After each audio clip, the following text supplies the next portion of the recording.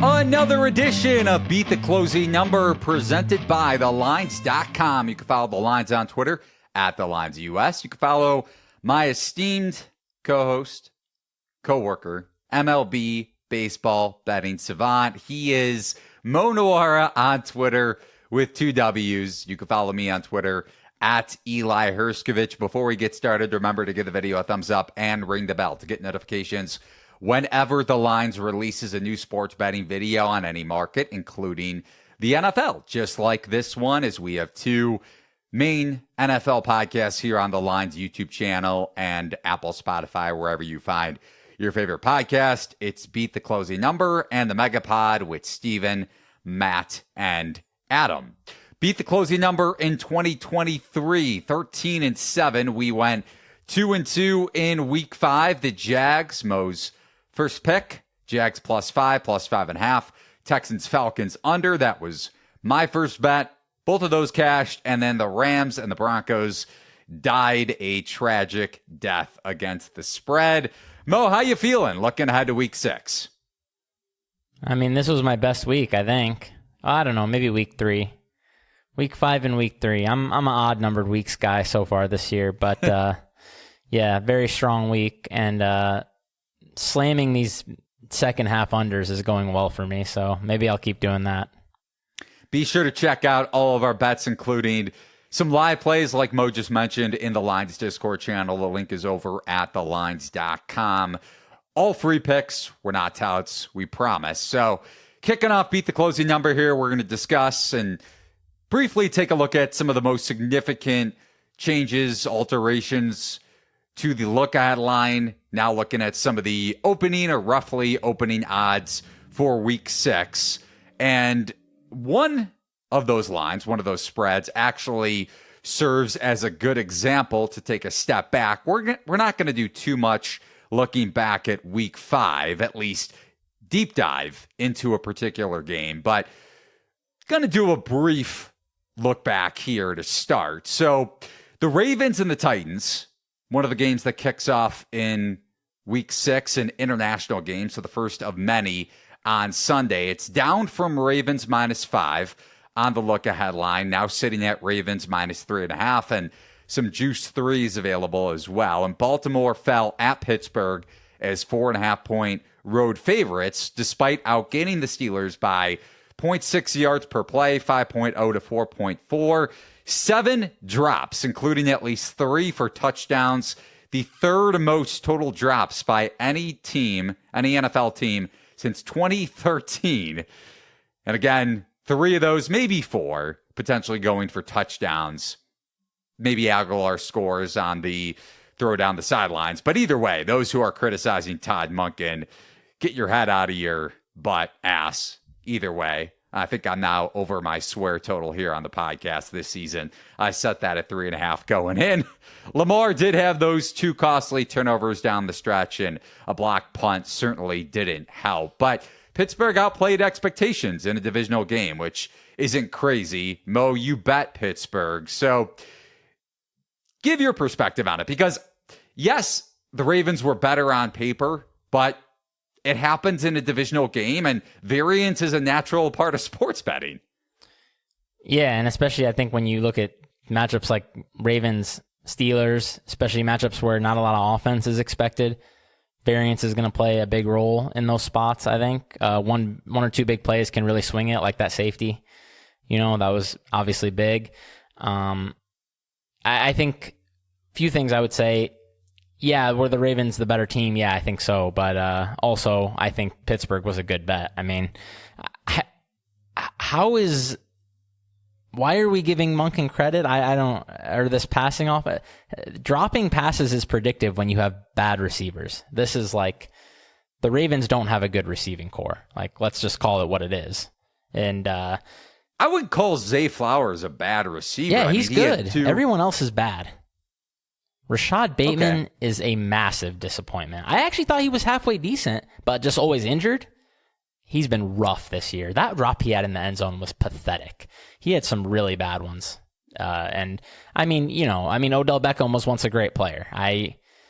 I was a big fan of Odell Beckham. I mean, multiple knee surgeries. You just can't expect him to be anything close to what he was before at this point. And I think this is just what the Ravens are. And this is why, like, yeah, I mean, were the Ravens better? Yeah. Should they have been laying 4.5 on the road against a defense like the Steelers? I don't think so. I don't think this team is as good as people thought. I think that was obvious when you start to dig into their schedule. They've sneakily played one of the softest schedules in the NFL. Just how you were talking about the Bengals last year facing multiple backup quarterbacks. And yeah, I mean, that's basically what's the Ravens situation now. And also got to face CJ Stroud in his NFL debut. I mean, that would be a much different game if it was played tomorrow. So, I just think the Ravens were overrated. I still think they're a good team, but I don't think they're close to being one of the best teams in the NFL. I agree with some of those points.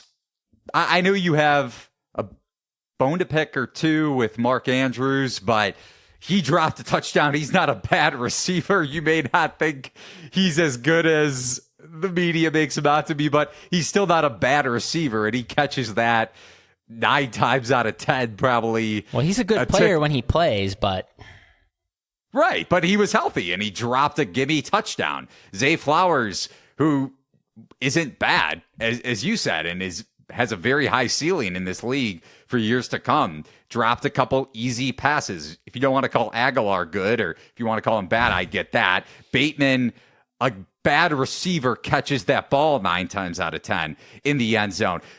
Now, going back to the original point of variance happens in divisional games, that I'm not going to disagree with you on. That's what I was going into it with. And yeah, the Ravens were probably overvalued from a spread standpoint.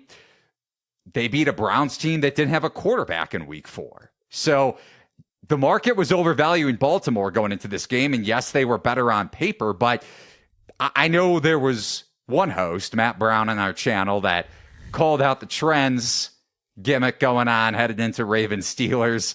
A lot of trendsy analysts bringing this up, that going into the game, Tomlin and Harbaugh teams, so Ravens and Steelers teams obviously going head to head in their 10 years, respective 10 years, the underdog going into the game was 22-5-3 against the number. And he was essentially saying that, and I'm not calling him out when I say this, that you can't just bet the dog based off of that trend.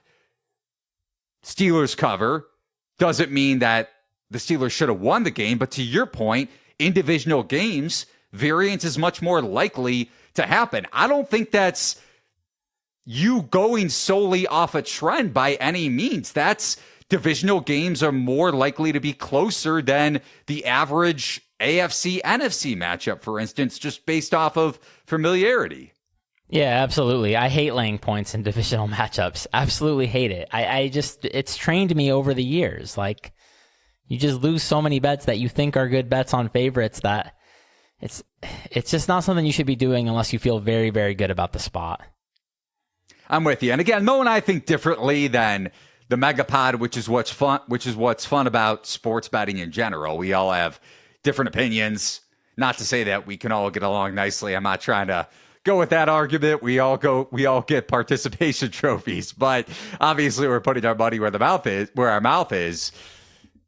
Needless to say, though, variance is a part of sports betting, which I think is the key focal point that Mo and I are trying to get across. And if you want to just go with what's on paper, I think you may have a game like that where you could point to all the drops and whatnot. And that's coming from somebody that, again, has Ravens futures very high on the Ravens going into the season. And I came with the argument that the Ravens were probably overvalued in that game. So just food for thought there on a Ravens Steelers. That's really the only big breakdown we're going to do on a week 5 matchup. So quickly going through some of the other key line movement here ahead of week 6. Jags were -4.5 on the look-ahead line against Indianapolis, coming off back-to-back London wins, including a win against Buffalo. As we mentioned, Mo cash in on Jags +5, +5.5. It reopened Jags -5.5 against the Colts, back down to 4.5, 4 though. So not really a surprise, maybe a little bit, just because Jacksonville beat arguably or what was considered to be one of, if not the best team in football heading into week 6, just from a market perspective. So I kind of was surprised, but Indianapolis taking down Tennessee, and even without Anthony Richardson having a competent-ish backup in Gardner Minshew, maybe a little bit of jet lag for Jacksonville riding off a high. So I don't know, Mo. Really quickly, short answer here. Are you shocked by the market movement here for Jags Colts? No, it's going to be a tough spot, obviously, like you said, for the Jags. And I mean, the Colts played a strong game against the Titans. I thought they outplayed them. So, yeah, I'm with you.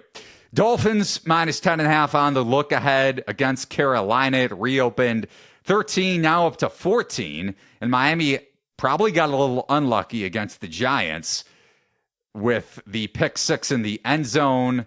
So take that for what it's worth. But either way, around the key number of 14, if you want to call it that, 2-touchdown spread against the lowly Carolina Panthers, who got ripped apart figuratively and literally by the Detroit Lions. Minnesota down from 4 on the look ahead to 3, the key number 3 at Chicago. Justin Jefferson potentially out with the hamstring injury, probably one of, if not the skill position player outside of Travis Kelce, where you're going to see a big market discrepancy from with him being in versus him being out in terms of skill position players across the league. Atlanta out from 1.5 to 2.5 after their comeback win over the Texans. They're taking on the Commanders in week 6, who had a dud and then some against the Bears on Thursday Night Football. Pretty that's gross putting game. It mildly. Yeah. Sam Howell probably cost Washington in the pocket just as much as Russell Wilson did in or outside of the pocket against the Jets. We'll talk about Denver here in a second. And then Detroit out from 3 to 3.5 after, like I mentioned, the blowout win over Carolina at home. They take on the Bucs. So another game around the key number of a field goal. Tampa Bay coming off the bye week. But first game we're going to discuss in depth here in terms of week 6. Kansas City, 10.5 point home favorites against the Denver Broncos on Thursday Night Football. Total of 50. Just on the surface, Kansas City closed 3.5 point road favorites at Minnesota. Mo, we're not going to get into an argument over what happened down the stretch, although you stopped responding on Twitter, so I assume that meant that you at least agreed that Snead should have been called for a penalty. Whether you thought the game would have been affected by that call or not, he took his helmet off. That was a 15-yard penalty. Should have been called a 15-yard penalty down the stretch, and it would have pinned Kansas City back on their final offensive possession. Denver failed to cover against the Jets. They lost outright as 2.5 point home favorites. So that was one of my 2 losing bets in week 5.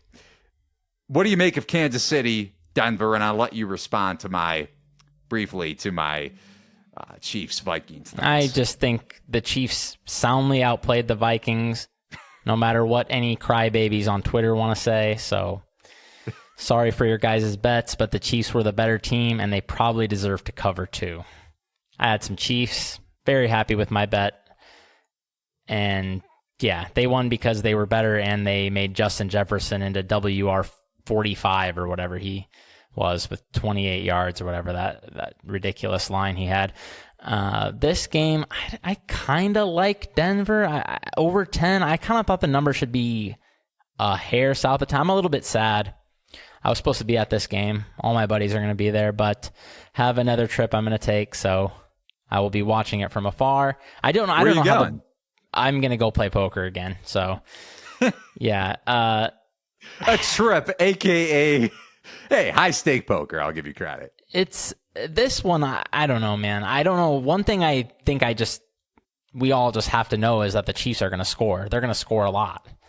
I think this is a weird one because, like, usually they say underdogs are correlated with unders, like especially big underdogs like this. But I think it's the other way in this game. I think if the Chiefs win and cover, it's going to be like 41-3 or something, or 31-10. But like, if the Broncos cover, I actually think it's correlated with the over because I think Chiefs are scoring no matter what. So Broncos need to score some points to cover this game. I think they can, though. I mean, their offense has been lively at times. Russ got the better of the Chiefs defense in both matchups last year. So I kind of think 10.5, they can cover that. I think they're live to cover that. I don't think they're live to win this game, probably. I just do think they have probably enough offense to cover this number. But yeah, this defense, man, I mean, I was a big fan of Breece Hall. I put him into my DK lineups this week. I put him in all my season-long lineups, was very, very happy to put Breece Hall in there, and he absolutely destroyed this Denver defense. These guys stink. I mean, this is How about Sean Payton, man, calling out Nathaniel Hackett in the offseason? What if Payton's just washed? Like, what if this is just a bad coach and a bad quarterback coming into a tough place to play on a Thursday night? I don't know. That makes me leery, obviously. Yeah. But if I had to bet this game, I would take the Broncos. I could see this one closing 10. I have a hard time seeing this one getting any higher, though. Especially, we haven't even talked about if Travis Kelce's banged up. I mean, dude, the Chiefs should win this game so certainly. I would honestly consider just sitting him on the bench this week if I was Andy Reid and the Chiefs. Denver can't get a stop on Patrick Mahomes. Mini bye for Kansas City playing on Thursday night. Keep that in mind. And the Chargers on deck. So this is, I know some bettors have different opinions on situational spots, but you play Denver in 2 out of 3 weeks here with the mini bye because this one's on Thursday Night Football. And then you have a much bigger game, like I mentioned, with the Chargers coming up. So yeah, I think they will rest Kelce, and adrenaline, or maybe the ankle wasn't as bad as they initially thought. And I would probably say a combination of the two. And then why wouldn't you rest him in this game? And we saw how that did affect Kansas City's offense in week 1 against the Lions. Granted, a better Lions team overall, but still a Lions secondary that was vulnerable. And this is a different skill position group for Kansas City at the receiver position, to put it lightly, than they've had in years past, with the exception of Kelce. So just, I would say I would be a little wary of laying the points here with Kansas City. And just some other notes here on the Denver Broncos. Man, it's really crazy to look at the offensive numbers or the numbers on both sides of the ball for Denver. So negative 19 net yards on the first 16 plays of the second half against the Jets yesterday, as we're recording this here on Monday. Every time I looked at the game cast, it was 3rd and 14. I mean, yeah, that pretty much says it. Lines up with your memory. And their run defense, as you mentioned, was shredded. And Breece Hall especially took advantage on that 70-plus yard touchdown gallop. No pun intended there with the Broncos, of course. And then Denver has the worst defense ever measured by DVOA through the first 5 games of a season. And to your point, and kind of playing devil's advocate to mine just a moment ago, with a below average Chiefs receiving core outside of Kelce, this is a defense that's performed this poorly after facing Jimmy Garoppolo, Sam Howell, and Zach Wilson in 3 of their first 5 games. So, yikes. Denver Justin Fields looked like Peyton Manning against these guys. Yeah, that's the other quarterback too. Good point. Losing Nuwwarah to the Panthers, their former defensive coordinator, Vance Joseph, taking over. Another negative against Denver on that side of the ball. But I will say Denver is starting to get a little healthier. I know their gap integrity was something that Peyton mentioned. I don't know if that's going to get fixed or not heading into this game. And Pacheco could be another potential DFS play to target. But they did get Justin Simmons back at safety. I thought their secondary looked a lot better, but it was against Zach Wilson. So Simmons back, which was a big boost to that back 7, potentially Kwan Williams back at nickel, and Baron Browning at linebacker. That doesn't fix what happened up front, but Denver's defense could be getting healthier heading into this divisional matchup. Like you mentioned, Russ did play better and did play well against the Chiefs last year. Broncos points per drive in the first half, as I mentioned, with that poor second half performance. Points per drive first half, 3.05 points per drive, 8th in the NFL. That same statistic in the second half this year, 1.38, good for the 4th fewest points per drive.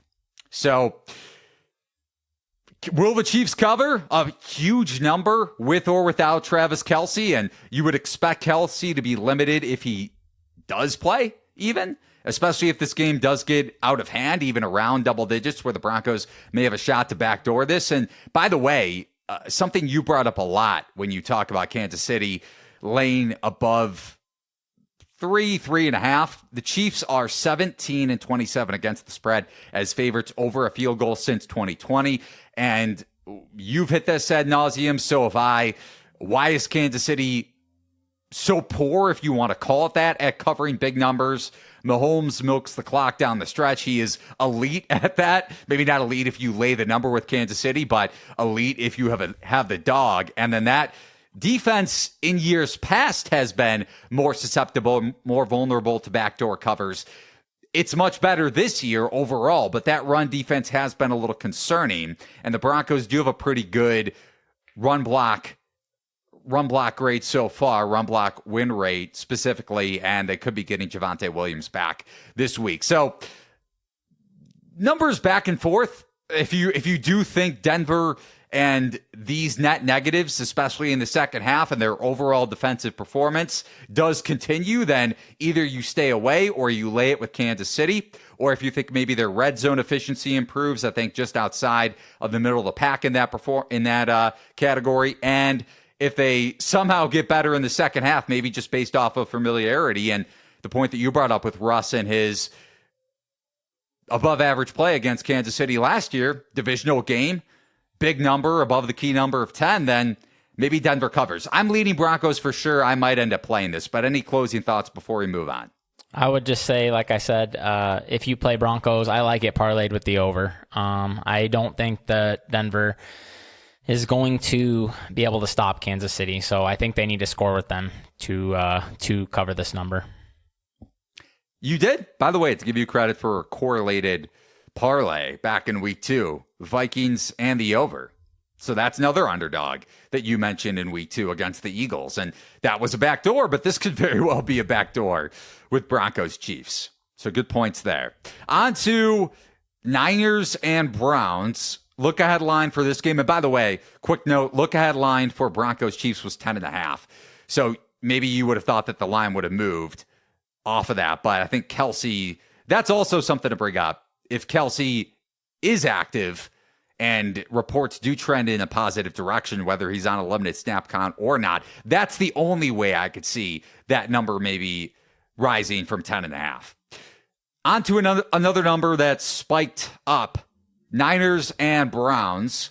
So this one, unsurprisingly, was 3 on the look at line, now at 4.5, 5. And San Francisco covered the 3.5 point spread against the Cowboys on Sunday Night Football, outgaining Dallas by 2.3 yards per play. Just utter domination. We both were on the wrong end of that result, to say the least. Best EPA per dropback averages in weeks 1 through 5 since 2010. This is per True Media. Peyton Manning in 2013, Aaron Rodgers in 2020, Jared Goff in 2018, and you may be asking, how is Jared Goff on that list? I think that was their Super Bowl year, and it was Sean McVay. Sure. Yeah, so that was an NFC Championship year for the Rams. Tied with Rodgers, tied for third with Rodgers, going back to his other MVP year in 2011, and then fifth on the list is Brock Purdy through 5 weeks. Before he could, I'll wait, because I am curious on your perspective on Purdy. But either way, he's amongst historic quarterbacks the first 5 weeks of the season. He also has the most total EPA among all quarterbacks this season. But he'll be up against a Browns defense that has allowed the fewest EPA per play across the NFL, along with the lowest success rate. And Deshaun Watson Couple that with the Browns quarterback not practicing on Monday, dealing with that shoulder injury that kept him out in week 4. I'd be curious, not that I want to speculate on injuries. Neither of us are doctors and neither of us pretend to be, but it could be a torn rotator cuff. I don't know. I'm curious. I'm wondering if the Browns are keeping that under wraps. But initial thoughts on the Niners and Purdy's play and whether we see potential variance, especially with the weather. We could get bad weather, and maybe finally Purdy throws a pick on a turnover-worthy throw. Didn't happen against the Cowboys, but there have been at least a few in his first 4 games. Yeah, I guess for one thing I would say, I'd be surprised if there was anything seriously wrong with Deshaun. I mean, I don't think the organization is going to throw the guy that they have locked up under contract under the bus because they said he was medically cleared, but I mean, I get it. Like, I'm not going to sit here and say a guy should have played just because he was medically cleared. If you don't feel right, you shouldn't play. I mean, especially, you could actively be hurting your team in that sense, although in that specific would have been hard to be worse than DTR, I guess. But as far as this game goes, I did think Niners -3 was honestly a little bit too short in the look-ahead markets. So this seems like a more appropriate number to me. I think the move makes sense. I'm just curious, like, what you and what in general what number would have to be out there for people to start fading San Francisco? I mean, they're just absolutely crushing people every week and playing the softest schedule ever, whatever. But obviously it wasn't just that after they destroyed Dallas. I feel like they would have to be like 7.5 before your average like NFL bettor would start to be betting the Browns in this spot. So any sort of move on this game, I guess is going to be sharp money if anything ever moves towards the Browns. But I feel like the Browns just are basically 2 weeks to prepare for this one, maybe more. I mean, they just pretty much punted the last game, sending DTR out there to the Wolves against the Ravens. If Brock Purdy can steamroll this defense, I mean, that's obviously a statement. I think this is a really big test for the Browns' run defense, honestly, though. I was so impressed I cannot believe how good the 49ers offensive line is. I really am just blown away. I mean, they have one good player, and they're just out there just wrecking people, moving mountains against Dallas. It was 4 yards to contact, like every handoff. I mean, now you face a Browns defense that got completely flattened by opposing running games last season, but so far this year, first in success rate, third in EPA per play allowed. On the other hand, you look at their schedule, dude, they haven't faced any tough running offenses like... Besides the Ravens. Maybe Lamar, but it's like, I don't know. Lamar, they have bad running backs, though, It's like... And the offensive line injuries... Yeah, but it's still a really good rushing scheme. I still think this is just like a middling rushing attack with these running backs and injured offensive linemen. It's not one that really scares you, I don't think, especially the way they're playing right now. And then Derrick Henry, obviously a very good running back, but a bad offensive line there. So, a bad quarterback. No. Per the numbers this year, Ryan Tannehill has taken a big step back. I know he looked good against Indianapolis yesterday, but he's been fine. He had some good games and some bad games and doesn't have a lot of help, obviously. But yeah, I think this is a spot where I'm very curious to see if this Browns run defense is for real. I mean, if they can put a stop to what the 49ers are doing week after week, that'll be big, but then they'll probably cover because it's hard to see Brock Purdy just shredding this defense, I mean, especially if they're kind of able to key in a little more on obvious passing situations. I mean, the 49ers are just thriving in positive script, so I want to see this offense in a spot where they're challenged, I guess. I'm going to go back. Not that I want to stay on the Tennessee Titans, but Ryan Tannehill, man, 31st among qualified quarterbacks in dropback success rate, 23rd in adjusted EPA per play, and 23rd in completion percentage over expected. Bad. They faced an incredibly tough stretch of defenses.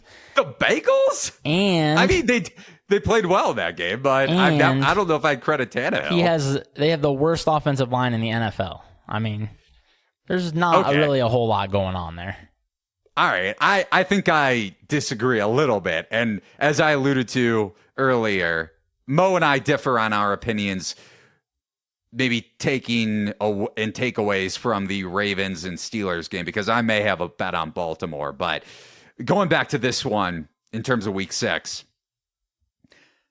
if Watson plays, I think you see Browns money come in, especially with even though, and again, another point that I disagree on. I mean, that Ravens zone scheme is one of the better rushing schemes in the NFL. Browns run the same scheme, but then you also, another devil's advocate to the Browns potential play would be no Nick Chubb, which is obvious, but you don't have as talented a back against a pretty good defense overall. It wasn't just the Niners yesterday. It was the Niners offense, I should say. It was their defense against Dak Prescott. Deshaun Watson has been pretty erratic this year too. And when you don't have an elite decision maker in your backfield, whether you want to call a running back that or not, I think Nick Chubb is worth more at his position than most running backs are, no matter how much you want to equate to what a running back is worth against the number when you go from Chubb to Jerome Ford. And yes, we saw Chubb not matter nearly as much against the Titans, but the Browns were able to throw against a terrible Tennessee secondary. Now, can they throw? Can Watson, with a banged up shoulder, whether he goes or not, throw against a much better Niners secondary and a much better defense overall? I still think the market fades San Francisco if Deshaun Watson plays, and I would lean that way as well, just with this hovering over the key number of 3 and all the way up to 5 at some spots. I don't know if I'll bet it, but that's at least where, if I was forced to play the game, I would bet Cleveland, I think. I guess, where do you think this number would go if DTR were to start? Like, I feel like this should be like 7.5 at least. Especially after the Ravens game. I don't think that's... Maybe we, and maybe if it hits 7, then we see Browns money come in and it closes 6.5. But another great point that you brought up on the onset of this game was Jim Schwartz having prep time against this Niners offense in bad weather, most likely. Even with Browns rushing defense maybe being a little overvalued in the market in general, despite having a pretty stout defensive front led by a Defensive Player of the Year candidate in Myles Garrett. That is something to take into account. We'll see how healthy Watson is. Maybe him not practicing on Monday was just an indication of them wanting to get him more rest. But those are our initial thoughts on Browns and 49ers. So quickly looking at these next 2 games, Mo, before we wrap. Bengals on the look ahead, 3-point favorites against the Seahawks at home. It's down to 2.5 pretty much across the board, but pretty much all juiced 2.5s in the Bengals direction. Total of 46. Cincinnati outgained by the Cardinals in yards per play despite winning by 2 scores in week 5, but a little misleading considering how well that Bengals passing attack fared. And Joe Burrow looked healthy on the calf A. He said that was the healthiest he was, but that also may have been just facing a very, very bad Cardinal secondary and getting back on track with Jamar Chase as a result. 3 touchdown passes between the 2 of them. Seattle coming off the bye week, they rank number 14 in EPA per play allowed. That defense has been carrying them so far, but pass defense has been a little more susceptible just when you dissect what that league average-ish, maybe slightly above average defense appears to be on paper in terms of EPA per play. They're more susceptible against opposing passing attacks, ranking 27th in opponents' EPA per dropback, and they have faced the Rams, Lions, Panthers, and Giants so far. So really only Detroit taking on a scary offense, depending on what you think of the Rams. But how are you gauging Bengals and Seahawks off the top, Mo? Yeah, so this one actually was sitting mostly 2.5 when I wrote the look-ahead lines last week. Opened -3, I think.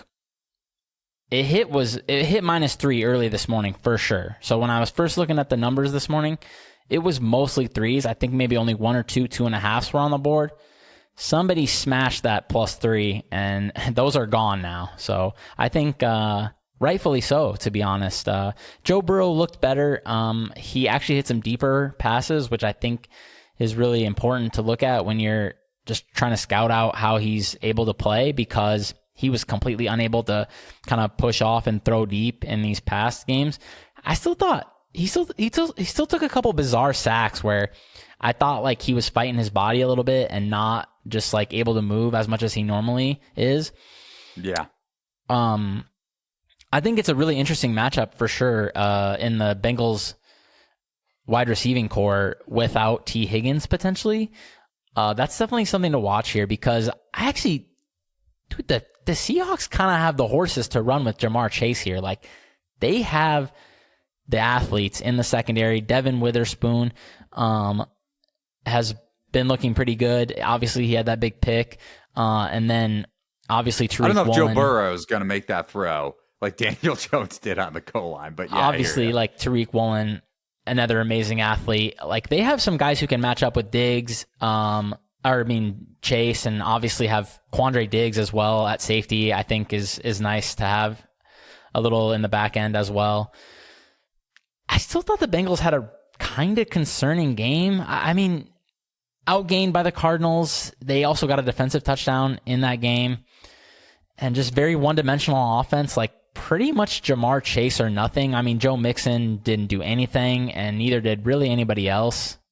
Something Trenton Irwin was, I guess, catching a few passes. I mean, that's not going to cut it when you start facing some better competition. So I would look for maybe, if you can get a Seahawks +3, I think it's good. Especially if Higgins is out. Watch for the Seattle offensive line injuries, though. I would like it if Charles Cross came back. Yeah. I couldn't tell if he was close to coming back for the last game or not. And then obviously they got the bye, so I'm guessing it's better than 50-50 he's back, but still multiple players injured there. So something to monitor there for sure, especially, dude, we saw Trey Hendrickson completely took over basically that game against the Rams on Monday Night Football. So when you have a quarterback like Geno Smith, who's only, I would say, moderately mobile, like he's kind of in the same, I would say, category as Matt Stafford, where they can move a bit, but if they have to start moving a lot, you're pretty concerned. So it's something to watch for sure. I would like to get a somewhat clean injury report and a +3. Maybe that's too much to ask for here. I think it is too much to ask for, especially if the Seahawks are healthier on their offensive line, as you mentioned. And why were the Bengals outgained by the Cardinals in yards per play? Arizona ran the ball so well when that game was in a neutral state-ish. So if Seattle gets Cross back, if they get Damian Lewis back, and or Phil Haynes up front, probably going to have success on the ground, just based off of what we saw in Arizona. Potential look to the over, maybe, for me, if Seattle is healthy on the offensive line, if Noah Wuzier in that Bengals secondary against a very exploitable Cincinnati back seven, especially after they lost those safeties in the offseason, as I've touched on pretty much every podcast this year, in Von Bell and Jesse Bates for Atlanta, who, as you have noted too, is playing really well at the safety spot for the Falcons. Played a big role in that win over the Texans too, at least just in terms of keeping C.J. Stroud and the Houston passing attack in check. So that would be kind of my luck. Yeah, I mean, high-ish total, 46, but I would say could stand to potentially be a point or two higher. So I could see that for sure. Last game we're going to touch on, Bills out from -13 on the look ahead to 14. So whether you want to call that a key number or not, it's 2 touchdowns. 14-point spread against the Giants on Sunday Night Football. And just for context, the line was 7 on the look ahead before the season. So that goes to show you not only what the market thinks of the Giants, but what they rightfully deserve. And Buffalo was banged up pretty much everywhere defensively, and is still. Matt Milano suffered that fractured leg against the Jags. Von Miller was back in London, but on a limited snap count, I think only saw 20 snaps and was cut off after that. Third quarter right around that mark, I believe. Greg Russo didn't play. Christian Benford didn't play. And Tre'Davious White is out for the year for the Bills with that torn ACL. Can the Giants give Daniel Jones any time if Andrew Thomas doesn't go? I don't know. I don't know if I want to bet the Giants at this number, especially with a pissed off Bills offense and Tua and an explosive Dolphins passing attack due to the Giants secondary yesterday, and they left points on the board too. So I don't want to touch this game, Mo. What about you? I'm cautiously interested in the Giants. This is a game where over 14, I'm cautiously interested. I just think the Bills are just an absolute mash unit at this point on defense. It's crazy. I mean, Matt Milano, I think he's going to be out for the year. He's probably their best player. And yeah, secondary was already ravaged. Christian Benford, like you said, and he was already a backup. He got hurt. Even like Teron Johnson, who has been a standout nickel for them for multiple seasons. I don't know if he's going to miss the game or anything, but he was in and out, multiple injuries in that Jags game. I don't know if there was something wrong with the turf there or what was going on, but 3/4 of their starting defensive line are out now. I mean, this is crazy. They have sub 5 healthy starters left on defense. It's pretty wild. That being said, are the Giants the team to take advantage of that? This is one of the most punchless offenses in the NFL, but they're also catching the Bills in a tough spot coming back from London, obviously. They're the stinkiest of the stinky teams to back, but I think if Daniel Jones can go, I might have to take 14.5. I mean, if the other team can score 20 points, it's really hard to cover a number like this, right? And against what's left of the Bills' defense, it's possible the Giants could score 20 points. Couldn't you have said that yesterday too with the Giants against the Dolphins? And one of their scores came off of a pick six in the end zone. I'm not saying you're wrong, but just the general notion that a team could score 20 points and then cover the 14 didn't happen against a similarly explosive Miami offense. Yeah, it's just, the fact that that team was healthy, this team isn't. That team was not coming back from overseas, this team is. But yeah, like you said, I would keep an eye on these Giants O-line injuries again. Same situation as before, multiple starters out, potentially out here, but I just don't know what's left of this Bills defense, man. I would be so excited to fade the Bills this week if they were facing anybody with a pulse, and it has to be the Giants, unfortunately. But huge number in prime time. I don't know, man. I think it's a little bit too big, but it is really scary to fade this or to bet this Giants team. But I don't know if the number can't possibly get any higher, so this has to be pretty much the peak, I would think. I mean, there's no way this gets to 17. So this has to be a good number, I think. Okay. So just to wrap, I'm not getting there, but I do hear you. If New York can put up points against a banged up Bills defense, and so many key injuries on that side of the ball, as we both hit on. What are you looking at here, Mo? You have Seahawks at 3, not touching at 2.5 yet. Giants at 14, and Broncos. Of those 3, which ones are you most likely and or are planning to bet before the Thursday edition to beat the closing number? I would say I'll probably have a little bit of Broncos parlayed with the over, just because I think that's a nice correlated play. Other ones, I'm going to be keeping an eye on injury reports and see what I can find out this week. I think I'll have a bet on the Broncos as well. Looking at the Ravens, as I've sprinkled in here in a couple different spots on the podcast, but Broncos 10.5 looks good to me. I don't think it's going to get much better. Maybe it ticks up to 11.5 if Kelsey does play, but with 2-point conversions we are seeing, maybe that 11 does make a difference, and we're both screaming at the television when the Broncos lose by 11 points. But I do like Denver in a divisional game, and plenty of reasons why to back that up, as I touched on when we broke down that game. On this edition of Beat the Closing Number for Mo Nuwwarah, you could follow him on Twitter at Mo Nuwwarah, and you can follow me on Twitter at Eli Herskovich. Be sure to subscribe, rate and review the podcast on the Lines, Apple, Spotify, wherever you find your favorite podcast. And on YouTube, you can give the video a thumbs up and ring the bell to get notifications whenever the Lines releases a new sports betting video on any market, including all of our NFL bets, not just here on Beat the Closing Number. If you're planning on betting Broncos Chiefs, first-time users with BetMGM Sportsbook can get a bonus code and use that bonus code, the Lines, to get up to $1,500 back in bonus bets if your first bet loses. That's promo code the Lines, all one word. Remember that bonus bets are not equivalent to real money. Thanks for watching and listening to another edition of Beat the Closing Number. So long, everybody.